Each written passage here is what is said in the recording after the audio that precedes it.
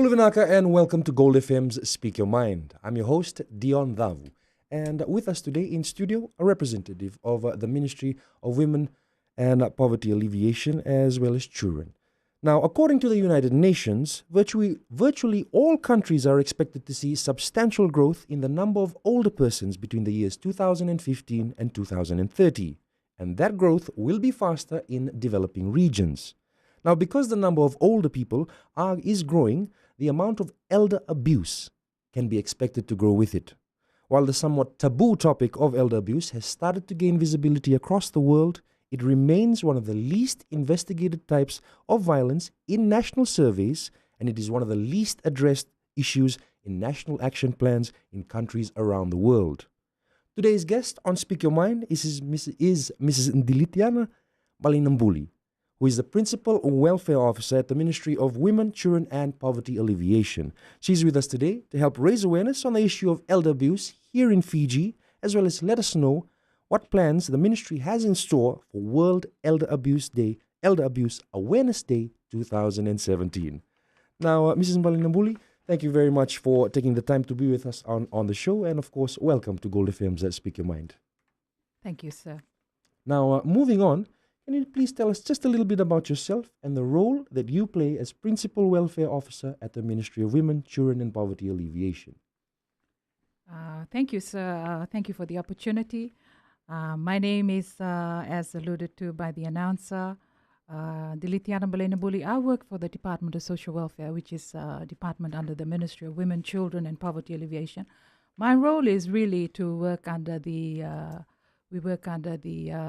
Older Persons Unit. It's actually a new unit under the department, but it's a unit focused on assisting in the operational aspects of the 3 state homes in Fiji. We have the Samambula Senior Citizens Home, we have the Lambasa Mbambasinga Ashram, and we also have the Golden Age Home in Lotokai.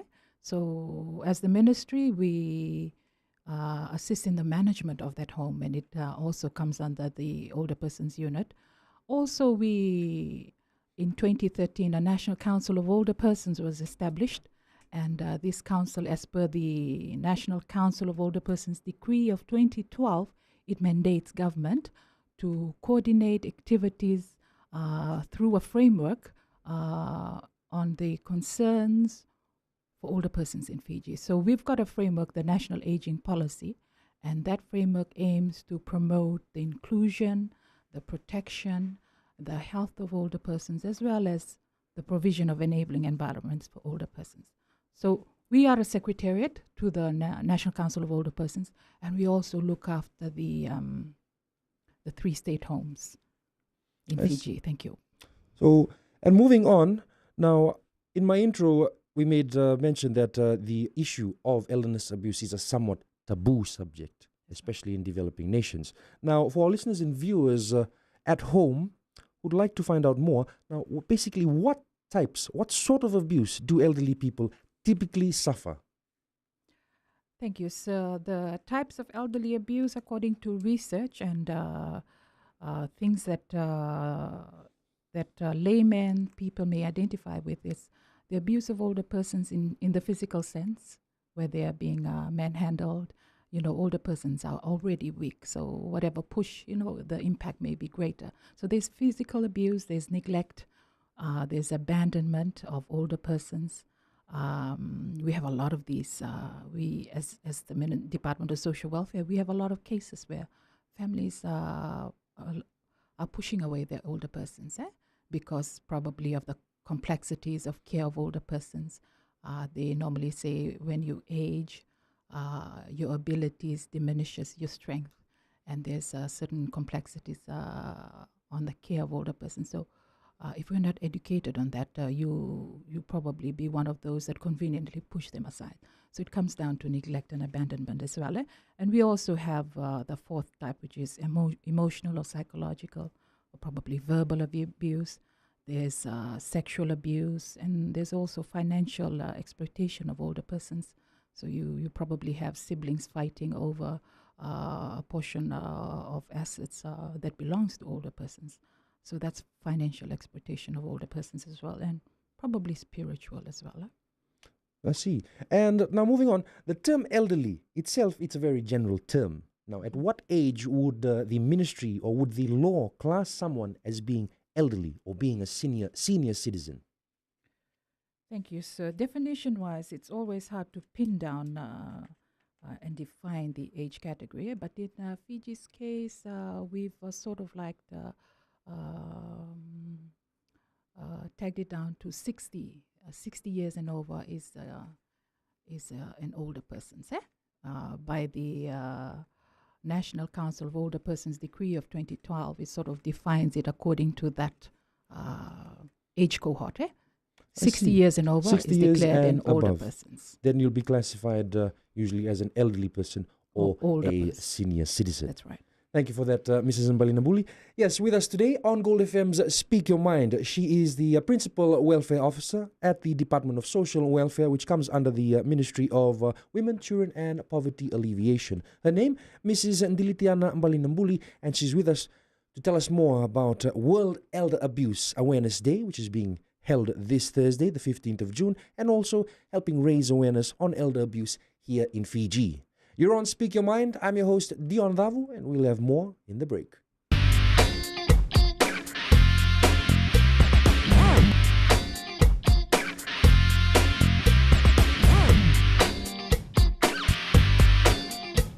Pulavinaka, and welcome back to Gold FM's Speak Your Mind. I'm your host, Dion Davu, and with us today in studio, Mrs. Ndilitiana Mbalinambuli, who is the Principal Welfare Officer at the Department of Social Welfare, which comes under the Ministry of Women, Children and Poverty Alleviation. She's taken the time to be with us today to tell us more about the World Elder Abuse Awareness Day and the Ministry's plans for the day, as well as raising awareness on elder abuse in Fiji. Now, Mrs. Mbalinambuli, once again, thank you very much for taking the time to be with us. Moving on with our questions, can you give us a general overview of what the statistics are like here in Fiji in regards to the cases of elder abuse? Basically, the type of abuse, the age of the victim, all these sorts of general information that I'm sure our listeners and viewers would be very interested in learning more about. Thank you so much. Statistics-wise, I'll be very frank. The Ministry of Women, Children and Poverty Alleviation does not have structured statistics similar to mechanisms like the child abuse, the domestic violence abuse. I think it's a work in progress that government will surely take the lead role via partnership to have those mechanisms in place. But what I can share on what we have is that the statistics on the number of residents in the existing aged care facilities in Fiji is enough to give you a snapshot of what older persons neglect abandonment is at the moment. If I can quote the 3 state homes in Fiji, we have statistics amounting to about 124 residents that live and are cared for in those facilities. And non-state homes, we have about 6, that amounts to 76 residents which live in those homes. So a total of 200, if I may say. Yeah? So in terms of those statistics, when you look at, when we get to interview aged care facility executives on what are the factors behind this, it's normally people who have either close kin or an extended kin that have been neglected and abandoned, mainly probably because of reasons due to poverty and maybe because of their status. They may be suffering from, they may be psychologically challenged, they may be disabled. So these are some of the factors where people are forced to actually push loved ones out of their own homes.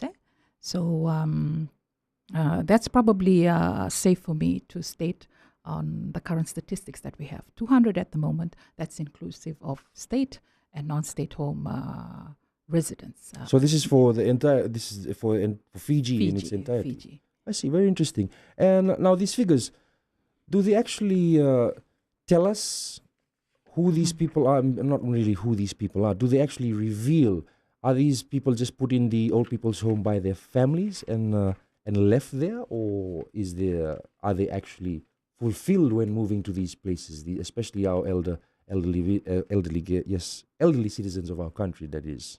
Yeah. Thank you for the question.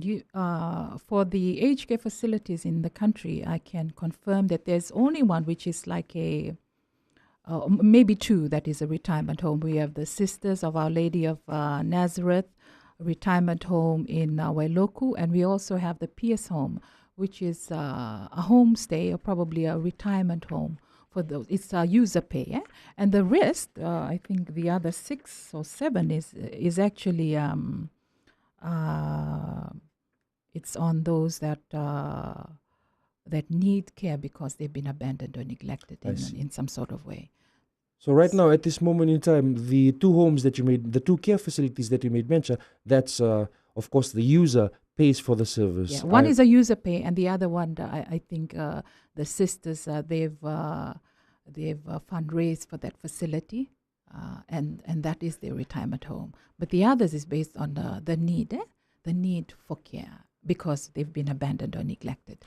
Now, these others that come under... The others, if I may say so, these are the 3 state homes, Samambula Senior Citizens Home, the Golden Age Home in Lautoka, Bambasinga, and we have the Home of Compassion, the Heart Nursing Home in Nasinu, Father-Law Home. Yeah, those are the others that are... They come under the government, of course. No, only 3 of those are government. The other 3 are non-government. They're faith-based. Faith-based organizations. Yeah. And one is a statutory one, the one with heart. Yeah. I see. And now, moving on, what are a few of the plans that the ministry has in place regarding this issue of preventing elder abuse? Thank you, sir. First of all, elderly abuse is something quite new in terms of it's not something new in terms of the issue, but probably in terms of bringing out this in terms of awareness. So I think what government is trying to promote at the moment is creating a society that's educated on the issue.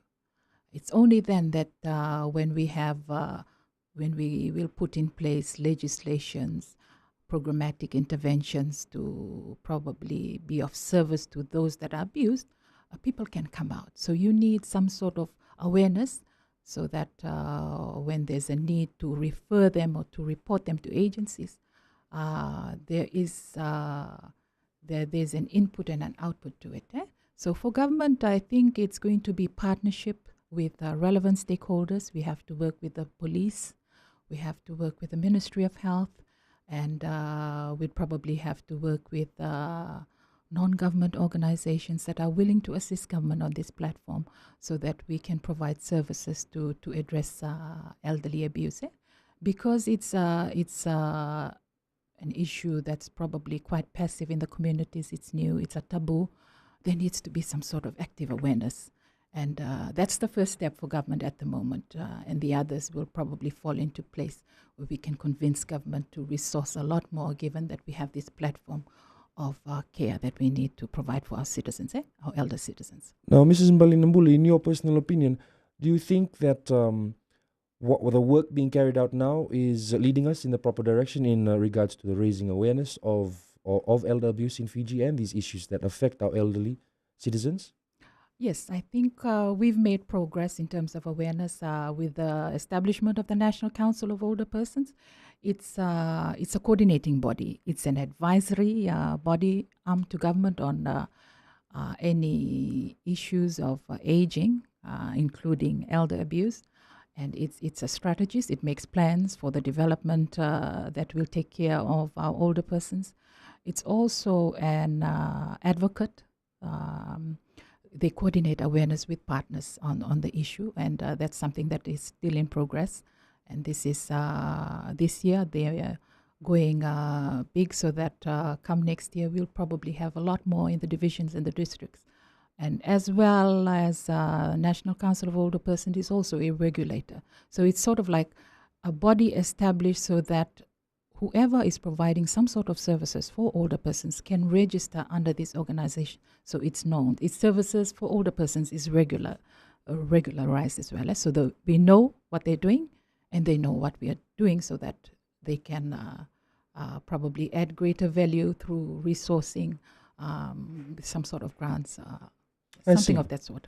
Thank you for that, Mrs. Mbalinambuli. Of course, with us in studio today on Gold FM's Speak Your Mind, Mrs. Ndilitiana Mbalinambuli. She's the Principal Welfare Officer from the Ministry, or rather the Department of Social Welfare, which comes under the Ministry of Women, Children and Poverty Alleviation. She's with us in studio to tell us more about the issue of elder abuse here in Fiji and the Ministry's efforts in raising awareness, as well as in later segments, we'll be having a representative from the Australian Pacific Training College to tell us more about World Elder Abuse Awareness Day, which is happening this Thursday, the 15th of June, and APTC's and the Ministry of Women, Children and Poverty Alleviation's plans for the day. Do stay with us. We'll have more in our next segment.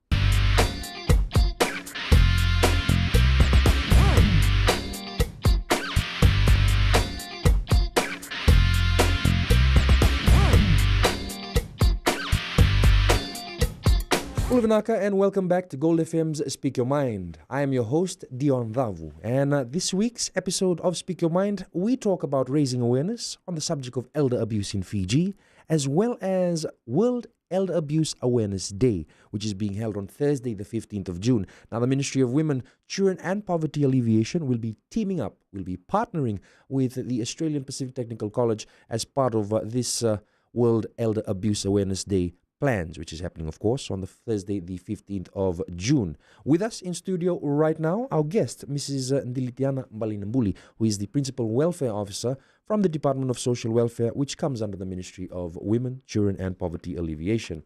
Mrs. Mbalinambuli, once again, thank you very much for taking the time to be with us. And of course, moving on with our questions. Now, you've already made mention of the National Council for Older Persons. Can you tell us more about what the National Council for Older Persons is? Thank you. The National Council of Older Persons, as I've alluded to, is an advisory body for government. They are being established because there's a decree that mandates government to establish that council. The council actually functions to be an advocate, which means they will stand up for the rights and concerns of older persons. It's a council mandated to do that. So it becomes the voice of older persons. So what we're trying to do in the Ministry of Women, Children and Poverty Alleviation, we have a national body, which is the National Council of Older Persons. And then we have arms in the divisions and the districts as well. So that we have a bottom-up approach. So older persons in the maritime areas, they have their own special needs and concerns. So it's communicated up the division and up to council. What we have, it's not that we are operating in isolation. We've had consultations. Last year, one of the council's mandate is to actually convene an assembly of older persons, where older persons themselves are involved in what is the need for them, so that it's evidence-based for government. So we've got a biannual resolutions document, and it's divided into areas where we need to include older persons, which means that in decision-making bodies or boards and committees, we need to include older persons so that their voice is heard. These are people that have institutional memory. We need to include them in development plans. So that's probably the inclusion bit of it. The protection, they need to be socially, economically protected. So we have, government has the social protection schemes, social pension scheme, whereas for those that are probably not under any sort of superannuation scheme like FNPF, Aftercare Fund, they could probably get a monthly allowance, just so we're addressing the poverty aspect. So all these issues are being looked at right now by the National Council of Older Persons. We are we have an action plan in place, also on the health and enabling environments. There is a biannual resolutions document apart from the National Aging Policy, which has key activities and recommendations. Every year since 2014, we've been given a budget of about 200,000. And I believe we have also lobbied hard to have more resources allocated to the council so that they could be visible in terms of implementation of these activities communicated by older persons on their needs. Yes, so the National Council of Older Persons becomes a coordinating body. It's not the body, but they need the partners out there. So National Council of Older Persons is made up currently of relevant government institutions like Ministry of Health, Ministry of Education, the Ministry of Employment, and we also have stakeholders that are already providing services for older persons. That's including aged care facilities in Fiji. And I think as we go along, there may be reviews on how the council can be of more assistance to older persons, so that it becomes a growth process for the I council see. as well. And for our viewers and listeners locked in from home right now, who are interested in maybe making suggestions to the National Council of Older Persons, how would such individuals go about doing this? Maybe making suggestions or giving their ideas or their feedback as the elderly citizens of the country. How would someone who's elderly give some feedback to the National Council of Older Persons? Thank you. Thank you, Mr. Davu, for raising that. I think for the National Council of Older Person via the Ministry of Women, Children and Poverty Alleviation, there will never be enough awareness. And we thank FBC for providing this platform. For listeners out there, we encourage you to actually use the current mechanisms that we have in the ministry, our social welfare office, our women's department office, because we belong to the same ministry. And if you have any queries on the National Council of Older Person, please raise it through that mechanism, and it should eventually come up to council as well. Yeah, so when we are going to also increase and strengthen our visibility in districts and divisions, that information coming up to council would probably become more efficient when we formalize those. So we're working with commissioners as well, so that our visibility in divisions and districts is more prominent. Thank you for that, Mrs. Mbali Nambuli. Of course, if you've just joined us, this is Gold FM's Speak Your Mind. With us in studio today, raising the issue on elder abuse in Fiji, and also bringing to light the plans for the International Elder Abuse Awareness Day 2017, which is happening on the 15th of June. This is this Thursday. Her name, of course, Mrs. Mbali Nambuli. She's with us to tell us more about the issue of elder abuse. She's from the Ministry of Women, Children and Poverty Alleviation. And yes, moving on. Now, you made mention of a number of government care facilities and institutions which exist solely for the purpose of looking after our elderly people. Now, is there a standard that these organizations and institutions must follow when offering these services to the elderly? Or if not, is there something being done? And if there is a standard, does this standard also take into account the mental well-being, the actual, the well-being, like you said, made mention earlier, the spiritual well-being as well of their guests, as well as the quality of care? Like, does the ministry have a look at these institutions and the facilities and say, you have to maintain your standards, and if not, something's going to be done? Thank you indeed, Mr. Davu. The ministry is currently probably at the verge of launching its national minimum standards for aged care facilities in Fiji. And it's essentially geared at standardizing the quality of care in institutional homes. So that sort of will take care of government commitment to elevate the sort of care services in institutional homes, not only for government state homes, but the consultation around this national document has involved non-state home aged care executives and also state home from the state, from government. So it's a document that will probably come to fruition in probably a few months or so, but it's in the pipeline, and I won't be able to say more on that. But the good news, it's the document has been drafted and vetted, and it's just going through the formalization process as we speak. And very quickly, before we cut to our break, Does this document also take into account caregivers who provide services to the elderly people as well? Thank you. The document is actually a guideline for those that provide care and also that are looked after. So it's staff, administrators, and also residents. It's a clear boundary on how they administer care and how they need to be also resident focused. So the rights and concerns of older persons is actually also enshrined in that document.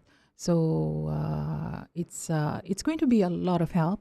It's probably going to be a lot of effort as well in educating our institutional homes in terms of managers, and also residents are also educated on their rights, so that it's both a responsibility and of it as well.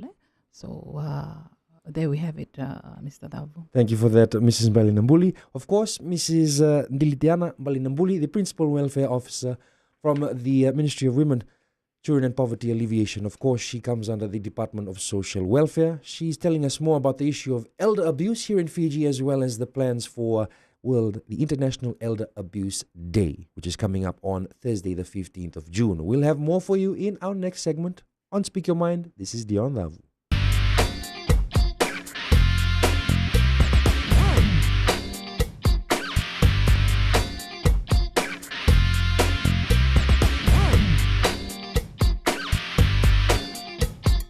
Vinaka, and welcome back to Gold FM's Speak Your Mind. I'm your host, Dion Davu, and with us today in studio from the Ministry of Women, Children and Poverty Alleviation, coming up under the Department of Social Welfare, is their Principal Welfare Officer, Mrs. Ndilitiana Balinambuli, here to tell us more about the subject of elder abuse in Fiji, as well as the Ministry's plans for International Elder Abuse Awareness Day, coming up on Thursday, the 15th of June.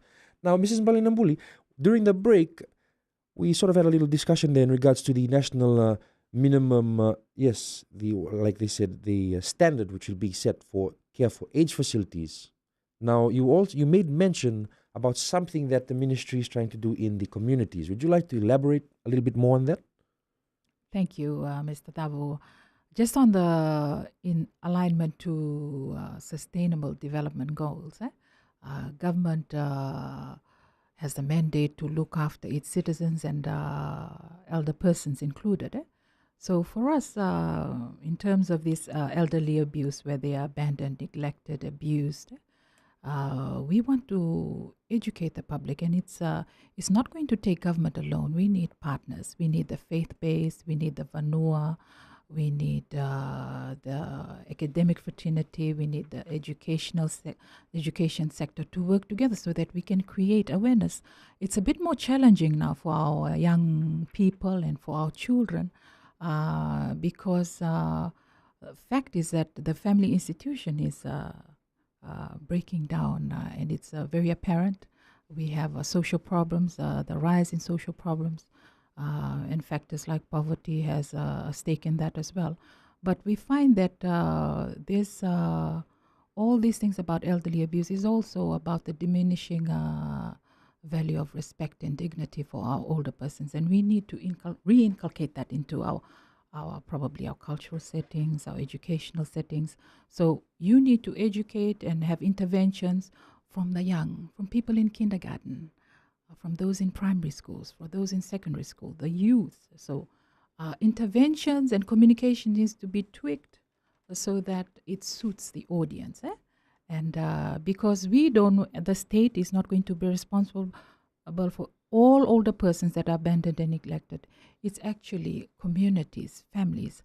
The National Council of Older Persons, via the Ministry of Women, Children and Poverty Alleviation, is also trying to promote very strongly more sustainable means of addressing these issues. And it comes back to family values, family principles, where you treasure your older persons. Yes, and it's going to be a big thing. It's going to be a lot of effort, but it has to be done because government will do its part and the rest of us needs to do our part as well. So it's about parents. We need to probably reflect on what's working, what's not working. And probably men, women, children needs to be sensitized or educated on this issue in the different sectors so that there's more impact. There's and I think this takes a bit of time, takes a bit of resources and a bit of working together as well. So the National Council is there, and it's funded by government to go and promote this awareness as well, and promote and maybe refer them to interventions that may add some sort of value to some sort of stress. Say, for instance, we provide the social pension scheme, the poverty benefit scheme, just to provide some social economic support in addition to what a family can do. Thank you. Thank you for that, Mrs. Mbalinambuli. A very wonderful answer there. And of course, so we can see that what government is actually trying to do is get everybody involved collectively. Together as a whole, we're moving forward to address this issue and tackle the problem head on. Now, moving on, you made mention in our earlier segment about the National Aging Policy. What exactly is the National Aging Policy? Thank you, sir. The National Aging Policy was devised in 2011. It's a document that's had national level consultation with stakeholders, both older persons and relevant stakeholders. But it's actually a guideline, or probably a work plan that requires partnerships to implement some of the key goals of how older persons, developments of older persons can be addressed there. And we're not working in isolation. This national aging policy is something that emanated from the Madrid International Plan of Action way back in 2002, where the United Nations itself has encouraged governments to take ownership of the issue of aging. Aging is really addressing population demographics. You see, for those in the population division in the United Nations, they have projected that over the next 25 to 30 years, the older persons would actually increase by twofolds, which means in Fiji, in layman's terms, you'll have a lot more older persons living to older age brackets between 60 and 80 plus. People are living longer. Yeah. People are living longer Life now, rather. expectancy has increased. And because of, our developments, the health facilities, health services have increased, the economic development of our country, similar to other countries as well. So the onus is on government to work with its stakeholders on how best we can be addressing some of the issues, including elder abuse, so that we can promote aging with dignity. So you're not only living longer, but you age with some sort of dignity. And we here have a responsibility to work with government in partnership to promote an active aging and elderly friendly state, if you like. Thank you for that, Mrs. Mbalinambuli. If you've just joined us, this is Gold FM's Speak Your Mind. That was Mrs. Ndilitiana Mbalinambuli, who is the Principal Welfare Officer at the Department of Social Welfare, which comes under the Ministry of Women, Children and Poverty Alleviation. We're talking about the issue of elder abuse in Fiji, and in our next segment, we'll be having a representative from the Australian Pacific Training Council, College, who will be here to tell us more about their plans in partnership with the ministry for Thursday, the 15th of June. Do stay with us. We'll have more in our final segment.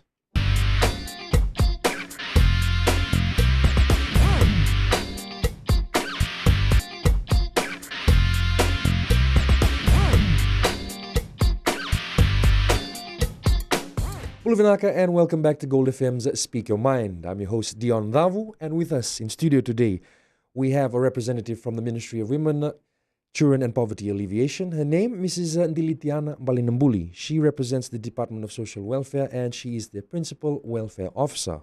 Also joining us in our final segment from, the Australian Pacific Technical College, Ms. Sandy O'Brien, who is the Individual Support Trainer at the Australian Pacific Technical College. Now, Ms. O'Brien, thank you very much for taking the time to be with us on the program today for our final segment.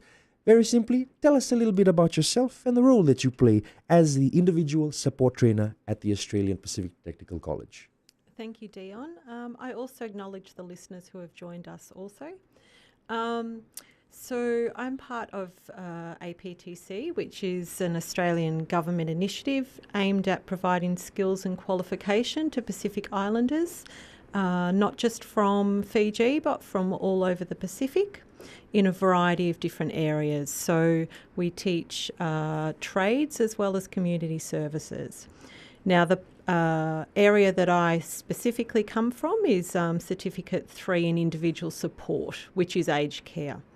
I'm part of a team for APTC, so there's myself and we have a national trainer as well, and we have a national tutor. So we teach people to look after the elderly, both within an aged care facility and within the community. I see. And when you say teach people to look after the elderly, this is across all aspects of their care? Yes. So it's not just based at personal care. So we teach people to be support workers, to look after the elderly with all aspects of their care.